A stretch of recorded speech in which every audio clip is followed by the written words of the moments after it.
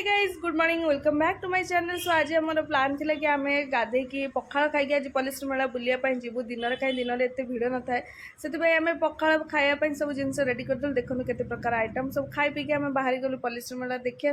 देखो मो सांगे आम सांगे किए जाऊँगी आमर सिक्यूरीटी वाई प्लस सिक्यूरीटी पूरा तो ओरियो आम सांगे आज बाहर जाइए पल्लीश्री मेला आमको छाड़ी आसापी से आराम से बस देखूँ से गाड़ी बसले टोटाल हलचल हुए नहीं किसी दुष्ट भी हुए नहीं। तो ये आम जाए पहुँची गलु पहुँचला ये आम बैंगल कि बैंगल्स किणलु। तापर छुआ मैंने घरे थे मम्मी पाखे मम्मी छुआ मान धरिकी आसीगला।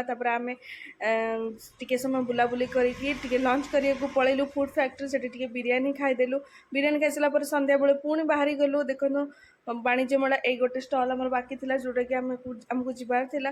तो ये भी बहुत छोट छोट स्टल पड़ता से गला से आसला देखूँ ये आम पुणी मार्केट भितर पशिगलु। मार्केट भितर बहुत जाम थिला तो आमर गोटे इच्छा है कि हाँ ये जाम रे भी टिके आम ए बजार से बजार टिके पलैबा टिके देखिया कौन जाम रे अच्छी एते गहली कौन पे से आम देखा चाहूँ से ए बजार से बजार आम हे गली में पशिक आम 15 मिनट 20 मिनट लगे आम पलैलु। तो ये देखते आसला आम घर आइंस पशुनी कार्तिक मास से आम बाहर रोड साइड बुलेट उपर बस खाऊँ। से देखा नेक्स्ट ब्लॉग रे बाय बाय।